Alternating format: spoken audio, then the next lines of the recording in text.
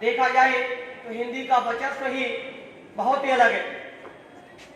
इसलिए ऐसी और भाषा न मिलने की वजह से हिंदी को राजभाषा घोषित किया गया। हालांकि मैं संविधान संभालने की निश्चय भी किया कि यदि कोई राज्य हिंदी की जगह पर अपने कार्यकाल किसी दूसरी भाषा में करना चाहता है तो उसको ये स्वतंत्रता होगी। जब तक कि इसके लिए कोई विशेष आदेश नहीं आता तब तक उसको वह भी स्वतंत्रता दी गई, लेकिन हिंदी को अनिवार्यता ये दी गई कि इसको कोई समाप्त नहीं कर सकता। हमारे देश के प्रधानमंत्री जी अटल बिहारी वाजपेयी, सभी बच्चे इनको जानते हैं, दुनिया उनसे परिचित है। उन्होंने यूएनओ में विदेश मंत्री के रूप में जब वो यूएनओ में गए तो उन्होंने अपना पहला भाषण, जो हिंदी में उससे पहले किसी ने नहीं दिया था, तो यूएनओ में उन्होंने अपना पहला भाषण हिंदी में दिया, जिससे उन्होंने भारत देश का नाम रोशन किया।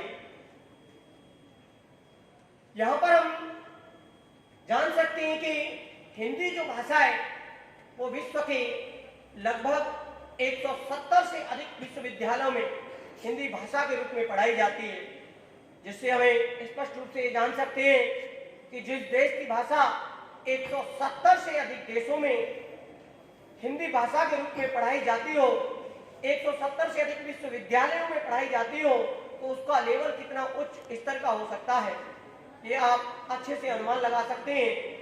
विश्व की तृतीय नंबर पर बोले जाने वाली भाषा है हिंदी, जिससे हमें स्पष्ट है कि हिंदी हमारी बहुत सर्वसम्मानित और उच्च स्तरीय भाषा है, जो विश्व स्तर पर बोली जाती है और विश्व पर एक अनूठी पहल स्थापित करती है। ये हम सब भारतीयों के लिए आज गौरव की बात है। अंत में मैं ये कहना चाहूंगा कि हिंदी भाषा ही नहीं बल्कि विचारों की अभिव्यक्ति है। हिंदी भाषा ही नहीं बल्कि विचारों की अभिव्यक्ति है और हिंदी देश भक्ति पर मर मिटने की भक्ति है। हिंदी हमारे देश पर मर मिटने के लिए भक्ति है। महात्मा गांधी जी ने हिंदी के विषय पर एक पंक्ति कही थी। वो पंक्ति थी कि हिंदी जनमानस की भाषा है, अर्थात हिंदी को प्रत्येक व्यक्ति जानता है, इसलिए जन जन की भाषा है।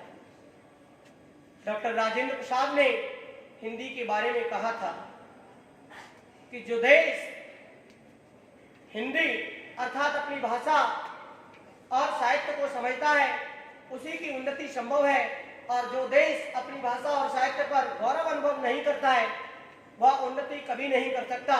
इसलिए हमें इस चीज पर विशेष ध्यान देना होगा कि हमें हिंदी की उन्नति के लिए उत्तर उत्तर आगे बढ़ना होगा। हिंदी से ही हमारा गौरव है और इससे ही हमारा देश विकास कर सकता है और विश्व में अपना नाम रोशन कर सकता है।